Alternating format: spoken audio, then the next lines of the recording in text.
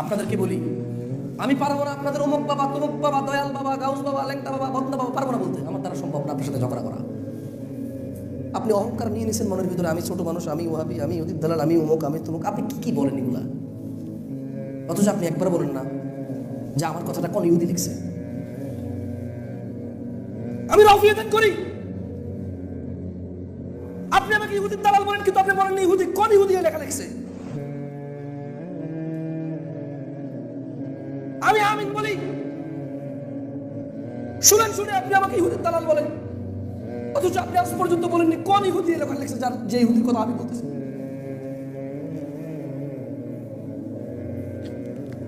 আমি তাসাউদে বসে আঙ্গুল নাড়ি, আপনি বলেন আমি ইহুদির দালাল। আজ পর্যন্ত আপনি বলেননি কোন ইহুদির কথা মতো আমি এটা করতেছি। ওই ইহুদির নাম বলেন, যে ইহুদির কথা মতো আমি এটা করতেছি। মাদ্রাসা থেকে বের করে দেন, মসজিদ থেকে বের করে দেন, অথচ কোন ইহুদির কথা মতো করতেছি বললেন না আজ পর্যন্ত। আজ পর্যন্ত বললেন না। কোন নবী আপনাকে সালাতের পরে সম্মিলিত মুনাজাতের আদেশ দিয়ে গেছে? কোন নবী? তার নাম কি? নাম বলেন ওনার। কোন রাসূল আপনাকে দিয়ে গেছে দলে দলে বিভক্ত হওয়ার জন্য? আলাদা আলাদা সবাই আলাদা হয়ে যাবেন, টুপির নামে, পাঞ্জাবির নামে, গানের নামে, বাদ্যের নামে। নাম বলেন নবীর। মুহাম্মদ সাল্লাল্লাহু আলাইহি ওয়াসাল্লাম এরকম বলেননি। আপনি শুধু শুধু রাগ করেন। আমি বলি কোরআনে নাই, আপনি বলেন ইহুদির দালাল। আমি বলি আপনি যেটা করতেছেন আল্লাহ বলেন, আপনি বলেন ইহুদির দালাল। আরে আপনি বলবেন যে আল্লাহ বলছে, এরপর আপনি আমাকে কোরআনের আয়াত দেখাবেন, ব্যাস। ইহুদির দালাল কেন বলবেন? আমি যদি কোনো কোরআনের আয়াত অস্বীকার করি তাহলে আমি হবো কি? কাফের। কি হবো? ইহুদির দালাল কেন হবো ভাই? ইহুদির দালাল কোরআনের সাথে ওর কাম কি? একটা ইহুদির কোরআনের সাথে কাজ কি? সে তো ইহুদি, সে তো আগে থেকে কোরআন অস্বীকার করেছে। আপনি বলেন ইহুদি দালাল কেন? হইলে কেউ মুসলমান যেহেতু নাম অস্বীকার করলে সে কাফের হবে, মুরতাদ হবে। ইহুদি দালাল কেন হবে? আপনি একটা আয়াত দেন যে আয়াতটাকে অস্বীকার করা হচ্ছে এখানে। বরঞ্চ এমন হাজার আয়াত আছে, হাজার হাদিস আছে যেগুলো সম্পর্কে আমরা আপনাদেরকে বলেছি, আপনারা ভ্রুক্ষেপ করেননি। আল্লাহর এরকম হাজার আয়াত আছে যেগুলো সম্পর্কে বললে আপনি কখনো কানে নেননি। কেন? ওই আয়াতটা আপনার বাবার কথার সাথে মেলে না, ওই আয়াত আপনার দাদার কথার সাথে মেলে না, ওই আয়াত আপনার গোষ্ঠীর কথার সাথে মেলে না, ওই আয়াত আপনার প্রচলিত চালিত জিনিসের সাথে মেলে না, ওই আয়াত আপনি কখনো শোনেন নাই, ওই আয়াত আপনি কখনো পড়েন নাই, এই জন্য আপনি কখনো এটাকে গুরুত্বই দেননি। হাজার আয়াত আছে, এমন হাজার আয়াত আছে। শুনুন দিনী ভাইয়েরা, অত্র এলাকার মুসল্লি এবং উপস্থিত যারা এই এলাকার গ্রামবাসী আছেন, অনুরোধ করে বলছি, ওয়াইদ ক্বালা লুকমানু লিইবনিহি ওয়া হুয়া ইয়াইযুহু ইয়া বুনাইয়া লা তুশরিক বিল্লাহ ইন্নাশ শিরকা লাযুলমুন আযীম। একজন নবী তার ছেলেকে অনুরোধ করছে, রিকোয়েস্ট করছে, উপদেশ দিচ্ছে, বোঝাচ্ছে, সুন্দর করে গুরুত্ব দিচ্ছে, একটা ব্যাপার সম্পর্কে সতর্ক করছে, একটা ব্যাপার সম্পর্কে মহা জ্ঞান দিচ্ছে, একটা সম্পদ দিয়ে যাচ্ছে, একটা সিক্রেট দিয়ে যাচ্ছে, একটা কিছু দিয়ে যাচ্ছে, একটা প্যাকেজ দিয়ে যাচ্ছে। একজন নবী তার সন্তানকে কি প্যাকেজ দিয়েছে, কি নসিহত করেছে, কি ওই জিনিস দিয়ে গেছে, কি সিক্রেট দিয়ে গেছে, কি আদেশ করে গেছে, আপনি শুনবেন। শুনলে আপনি অবাক হবেন যে জিনিস আপনি আজ পর্যন্ত নিজের সন্তানের জন্য চিন্তাই করেননি। কেন চিন্তা করেননি? কারণ আপনার কাছে কোনো দাম নাই।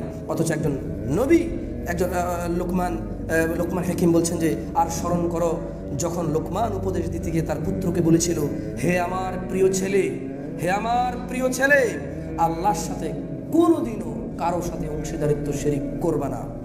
কেন? মনে রাখবা তোমাকে একটা সিক্রেট বলে যাই, মনে রাখবা তোমাকে একটা উপদেশ দিয়ে যাই, মনে রাখবা তোমাকে একটা আদেশ দিয়ে যাই, মনে রাখবা তোমাকে একটা মহাসত্য বলে যাই, ইন্নাশ শিরকা লাযুলমুন আযীম। নিশ্চয়ই আল্লাহর সাথে কাউকে অংশীদারিত্ব করা, আল্লাহর সাথে কাউকে সমপরিমাণ করা, আল্লাহর সাথে কারো পার্থক্য করা, আল্লাহর সাথে কারো তুলনা করা লাযুলমুন আযীম, পৃথিবীর বড় অন্যায়। পুরো পৃথিবীর মানুষকে মেরে ফেললে এত বড় অন্যায় হয় না, পুরো পৃথিবীর মহিলাদের সাথে ঘুমাইলে এত বড় অন্যায় হয় না, পুরো পৃথিবীর সব মদ খেয়ে ফেললে এত বড় অন্যায় হয় না, পুরো পৃথিবীর সমস্ত কিছু ধ্বংস করে ফেললে এত বড় অন্যায় হয় না। যত বড় অন্যায় হয় আল্লাহর সাথে কাউকে। কেন? ইন্নাশ শিরকা লাযুলমুন আযীম। এত বড় অন্যায় সম্পর্কে আপনি আপনার ছেলেকে কি বলেছেন বলেন? কি বলেছেন বলেন? আপনি মনে করেন আপনি মহা অপরাধী না? এরকম মনে করেন? কেন আপনি অপরাধী? আপনি মনে করেন জানা করেছেন, চুরি করেছেন, মারামারি করেছেন, ডাকাতি করেছেন, টাকা পয়সা মেরে খেয়েছেন, বাপ মায়ের সেবা যত্ন নেননি, বাপ মার সাথে অন্যায় করেছেন, মদ খেয়েছেন, গাঁজা খেয়েছেন, নামাজ পড়েননি, কত কিছু আপনি অপরাধ করেছেন, এই জন্য নিজেকে মহা অপরাধী মনে করেন, ঠিক না? কিন্তু আপনি শিরিক করেছেন, এই জন্য নিজেকে মহা অপরাধী মনে করেন না, কারণ আপনি মনে করতেছেন যে আপনি শিরিকই করেন নাই। আপনি কি মনে করেছেন? মেইন প্রবলেম কি? ওই যে বললাম, জানা সম্পর্কে জানেন, চুরি সম্পর্কে জানেন, হক হালাল সম্পর্কে জানেন, হারাম হারাম সম্পর্কে জানেন, তাই আপনি নিজেকে অন্যায়কারী মনে করতেছেন। কেন? যে আমি জানা করছি, মদ খাইছি, এই করছি, সেই করছি, আমি অনেক বড় অন্যায়কারী। কিন্তু আফসোস, আপনি যে ভিতরে ভিতরে নামাজ, আপনি মনে করছেন নামাজ পড়েন নাই, এই জন্য অন্যায় করছেন। কিন্তু এই নামাজ না পড়াই হচ্ছে শিরক। কি নামাজ না পড়াই হচ্ছে কি? কেন শিরক জানেন? নামাজ কে ফরজ করেছে? নামাজ মহিলা পুরুষ উভয়ের উপরে ফরজ নাকি একজন বাদ গেছে? ছোট বড় উভয়ের উপরে ফরজ নাকি একজন বাদ পড়ে গেছে? সুস্থ অসুস্থ উভয়ের উপরে নাকি একজন বাদ পড়ে গেছে? ধনী গরিব উভয়ের উপরে নাকি একজন বাদ পড়ে গেছে? রাত এবং দিন উভয় সময় নাকি একটা সময় বাদ পড়ে গেছে? এটা হলো সলাহ। আর রাসূল সাল্লাল্লাহু আলাইহি ওয়াসাল্লাম বলেছে যে নিশ্চয় তাদের মধ্যে আর আমাদের মধ্যে পার্থক্য হচ্ছে কি? সলাহ। তো তারা কারা বলতে পারেন? একদিকে রাসূল সাল্লাল্লাহু আলাইহি ওয়াসাল্লাম আর ওনার সাহাবারা, উনি বলছেন যে তাদের মধ্যে আর আমাদের মধ্যে পার্থক্য হচ্ছে কি? তারা কারা বলেন তো? তারা কারা? তারা কে? ওই সময়, তৎকালীন সময়ে এবং আজকে যারা আছে কাফের মুশরিক, সরাসরি ডিরেক্ট আল্লাহকে অস্বীকার করে। বুঝাইতে পারছি না? পারি নাই কি? বেশি বেশি বলে ফেলছি? রাগ করিয়েন না, রাগ করিয়েন না। শোনেন, আনাস ইবনে মালিক রাদিয়াল্লাহু আনহু থেকে বলতে, তিনি বলেন রাসূল সাল্লাল্লাহু আলাইহি ওয়াসাল্লাম বলেছেন, আল্লাহ তাআলা জাহান্নামীদেরকে জাহান্নামের মধ্যে সবচেয়ে হালকা আযাব যাকে দেবে, আমার মনে হয় সময় প্রায় শেষ, শর্ট করে দেবেন ইনশাআল্লাহ, ক্ষমা করে দেবেন। জাহান্নামের সবচেয়ে হালকা আযাব যাকে দেবে তাকে আল্লাহ বলবে, ডেকে বলবে, আচ্ছা তোমাকে যদি এই পুরো পৃথিবী আর পৃথিবীতে যা আছে সব দিয়ে দেওয়া হয়, আর যদি বলা হয় এটার বিনিময় তোমার যে আযাব তুমি ভোগ করতেছো এটা থেকে মুক্তি পেতে চাও, তুমি কি চাইবে? সে বলবে, হ্যাঁ আল্লাহ, হ্যাঁ। এটা সবচেয়ে হালকা আযাব। কি আযাব? এর নিচে আর কারো কি হয় না, এর নিচে আর কারো কি হয় না, এর নিচে আর কারো শাস্তি থাকবে না। ওই লোকটা বলবে, আল্লাহ দুনিয়াতে যা আছে সব যদি আমাকে দিয়ে দাও, আমি বলবো যে এই সব দিয়ে দিলাম, শুধু এখান থেকে বাইর করো। আল্লাহ কি বলবে জানেন? বলবে যে তুমি যখন আদমের ওরসে ছিলে, আমি তোমার কাছে এর চেয়ে অনেক কম চেয়েছি। আমি চেয়েছি যে তুমি আমার সাথে শিরিক করবা না, কিন্তু তুমি শিরিক করা ছাড়া ক্ষান্ত হও নাই। কিন্তু তুমি শিরিক করা ছাড়া কি হও নাই? এবারে শিরিকের ছোট্ট একটা উদাহরণ দিয়ে আজকে খুতবাটা ইনশাআল্লাহ, প্রথম খুতবাটা শেষ করবো ইনশাআল্লাহ তাআলা। যেমন রাজ্জাক, রিজিক দেয় কে? সুস্থতা বাবা মা কে দিছে? চাকরি বাকরি রিজিকের ব্যবস্থা কে করে? এই যে স্ত্রী সন্তানের এগুলো নসিব কে লেখে? তাকদীর কার হাতে? সবকিছু কার হাতে? হায়াত, মৃত্যু সব কার হাতে? ছেলে পাওয়া, মেয়ে পাওয়া, যদি কোনো কিছু না দেয় কে দেয় নেই? যদি এর ঘরে কিছু হয় কে দেবে? আল্লাহ দেবে। এবার আপনি গেলেন গণকের কাছে, টিয়া পাখির কাছে, দেখতো চাকরিটা হবে কিনা। দেখছেন আপনি এই মাত্র বলেন দেয় কে? গেছেন কার কাছে? আচ্ছা, মসজিদ বাইতুল্লাহ, মসজিদ কি? মসজিদ কার ঘর? আপনি বলেন তো এদেশে আল্লাহর ঘর ছাড়া আরো ঘর আছে কিনা?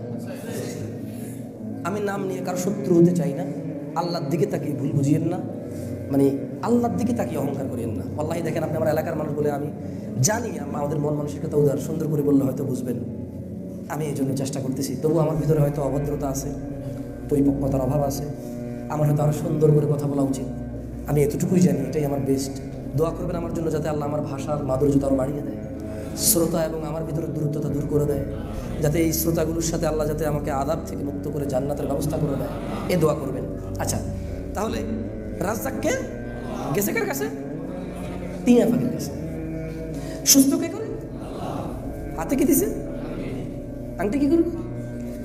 এখানে কি দিছে? কালা দাগা একটা দিছে। কি লেগে? ফড়া, এটা ফড়া। সুস্থ কে করে গেছে? কাম করছে কি?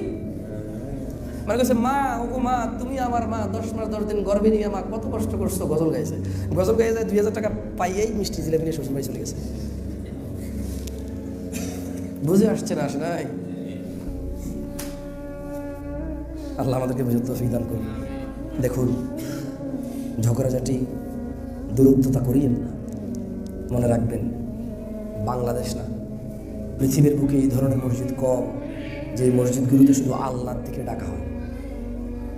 পৃথিবীতে এমন মসজিদ কম যেই মসজিদগুলোর মিম্বারে খতিব সাহেবরা বলে, শোনো, যা খুশি করো, অসুবিধা নাই, তবে যদি নেকি মনে করো, যদি ইসলাম মনে করো, যদি মনে করো যে আল্লাহ খুশি হবে, তাহলে রাসূল সাল্লাল্লাহু আলাইহি ওয়াসাল্লাম যেটা বলেছে সেটাই করিও।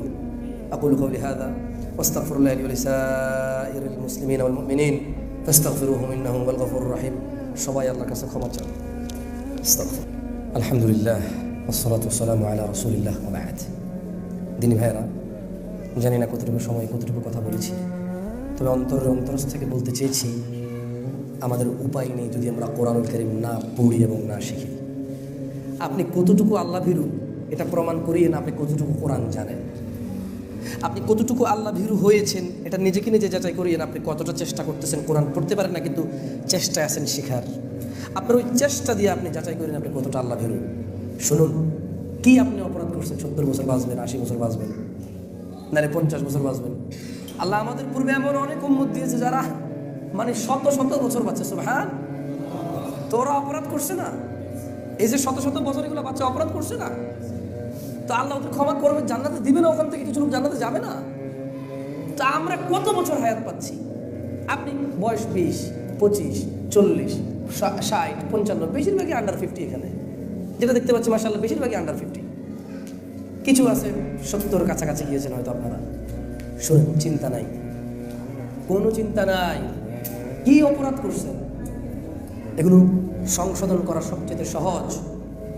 মনে রাখিয়েন, সমস্যা হচ্ছে সেটা যার সমাধান হয় না, যার সমাধান আছে সেটা সমস্যাই না। আপনি নিজেকে সমস্যার মধ্যে মনে করতেছেন।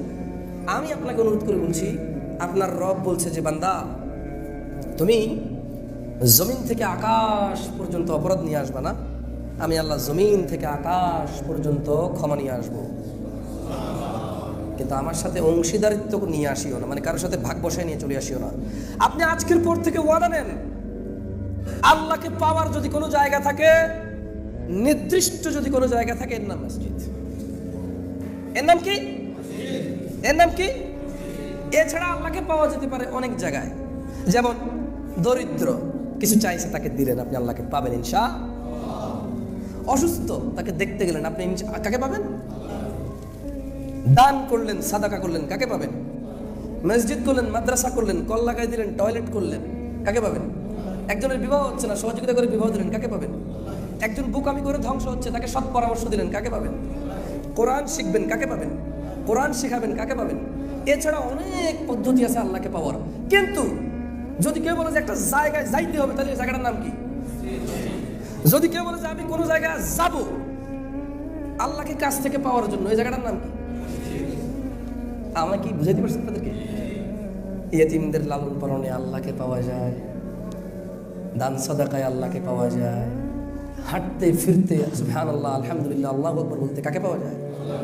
কিন্তু যদি বলেন যে কোনো জায়গায় যাব, আমি বসবো, কোথাও যাব, আমি বিশ্রাম নেব, শান্তি খুঁজবো, কোথাও গিয়ে মনোযোগ সহকারে ডাকবো, জায়গাটার নাম কি? মসজিদ ছাড়া আল্লাহর কোনো আর নির্দিষ্ট। এখন বলবে যে এ কি বলতেছে, এ কি জাহেল। এই জন্য সুন্দর করে আগে থেকে ব্যাখ্যা দিতেছি যে সমস্ত নেকির কাজের মধ্যে কে আছে? সুবহানাল্লাহ। আশা করি আপনারা বুঝতে পেরেছেন যা বলেছি, জানি না কতটুকু বুঝাতে পেরেছি। ঝগড়া করিয়েন না। শোনেন, এই যে এরা বুকে হাত বাঁধে, এই যে ক্যামেরার এরা তো বেশি করবে, এদেরকেই বলি একটু শোনেন, রাগ করিয়েন না, আজে বাজে কমেন্ট করিয়েন না। এই যে ইহুদির দালাল বলেন আপনারা, কেন এখানে হাত বাঁধছেন? একটু লিখে দিয়েন কোন ইহুদি এই হাত বাঁধার পদ্ধতিটা দিয়ে গেছে। এই যে আমিন বললে যে চিল্লান, আমিন বললে যে বলেন যে ইহুদির দালাল, তো কোন ইহুদি দিয়েছে একটু বলে দিয়ে। যদি দেখতে পারি যে বেটা ইহুদি, ইনশাল্লাহ কালকে ছেড়ে দিব। আর যদি দেখতে পান যে না বেটা ইহুদি না, এটা আব্দুল্লাহ ইবনে ওমর রাদিয়াল্লাহু তাআলা আনহুর কথা, যে রুকু থেকে উঠে হাত তুলতেন, আপনি মেনে নিন। সত্য গ্রহণে কোনো অহংকার, আপনি জানেন না এর মানে এই নয় যে জিনিস নাই। শুনেন, এই যে মসজিদ থেকে বের হও বলেন, আচ্ছা একবারে সব বাদ দিলাম, তো আপনারাই তো বলেন যে এটা হাম্বলি মাযহাবে করে, এটা শাফি মাযহাবে করে, তোর যে বাইর করলেন তার মানে ইমাম শাফি, ইমাম হাম্বল, আহমেদ বিন হাম্বল আসলে কি ওনাকে বাইর করে দিতেন? বলে যে না না, কেমনে বাইর করবো, উনি ইমাম। তো উনি ইমাম, ওনাকে বের না করলে ওনার মতো যিনি করছে ওকে কেন বের করবেন? দুজন তো একই কাজ করতেছে, দুইজন তো কেন আলাদা করতেছেন? বিভক্তি করিয়েন না। ওয়ালা তাফাররাকু বলেছে আল্লাহ, ওয়াহতাসিমু বিহাবলিল্লাহি জামিআ, আল্লাহর রজ্জুকে শক্ত করে ধরো। ওয়ালা তাফাররাকু, বিভক্ত হয়ো না। এটা ওয়ার্নিং, এটা ওয়ার্নিং, এটা হচ্ছে সতর্কীকরণ। বিভক্ত হয়ো না।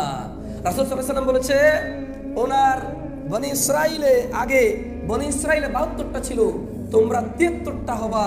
এটা আদেশ নয়, এটা হচ্ছে ওয়ার্নিং, সতর্কীকরণ। এটা কি? তার মানে শোনো আমার উম্মত, বনি ইসরাইলে 72টা দল বিভক্ত হয়েছিল, আমার উম্মত 73টা হবে। খবরদার, একটাই থাকবা, আল্লাহর রজ্জুকে শক্ত করে ধরবা, আলাদা হবে না। মক্কাতুল মুকাররমায়, মদিনাতুল মুনাওয়ারায় সবাই যদি সালাত আদায় করে, আপনার মসজিদে আদায় করলে অসুবিধা কোথায়? কেন এমন করেন? এখানে এসে সালাত আদায় করেন না, মাশাআল্লাহ, সমস্যা কোথায়? ইমাম সাহেব তো যা বলছে কোরআন এবং হাদিসের উপর ভিত্তি করে বলছে, আপনি বলেন না যে ও ইমাম, তুমি যে সালাতে সালাম ফেরানোর পরে সম্মিলিত মুনাজাত দিলে না, ঘটনা কি? ইমাম আপনাকে বলবে, ভাই আপনাদের সবাইকে নিয়ে যে এখন একটা মুনাজাত দেব, কিসের উপরে ভিত্তি করে, কার আদেশের উপরে ভিত্তি করে দেব? যদি ওই লোকটার নাম বলতে পারেন আর আল্লাহ যদি আদেশ থাকে ওকে মানার, আমি মেনে নেব। আর আপনি মুহাম্মদ সাল্লাল্লাহু আলাইহি ওয়াসাল্লামকে কেন নবী মনে করেন? আপনি মনে করেন যে এমনি মুহাম্মদ সাল্লাল্লাহু আলাইহি ওয়াসাল্লামকে নবী মনে করেন না, আল্লাহ ওনাকে মনোনীত করছে তাই আপনি ওনাকে নবী বলেন সাল্লাল্লাহু। আল্লাহ ওনাকে রাহমাতুল লিল আলামিন বলছে তাই আপনি রাহমাতুল লিল আলামিন বলেন।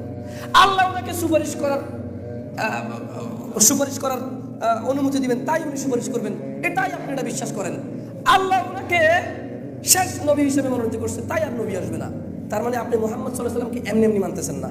কে বলার কারণে মানতেছেন? কে বলার কারণে মানতেছেন? তো এই জন্য বললাম, ইয়া নবী সালামু আলাইকা বলে একটা মিরাত আমিও পড়াই দেব, তবে বলবেন আদেশটা কার। যদি ওই লোকটার নাম বলতে পারেন আর ওই লোকটাকে মানা আমার জন্য যদি ফরজ হয়, ওয়াজিব হয়, নফল হয়, সুন্নত হইলে মেনে নেব, আমিও করে ফেলবো ইনশাল্লাহ। এটা অহংকার করিয়েন না। আর কিভাবে বোঝাবো বলেন? আর জানি না, ওয়াল্লাহি জানি না, জ্ঞান এখানে শেষ। অহংকার করিয়েন না। আল্লাহ আমাদের সবাইকে বুঝার তৌফিক দান করুন।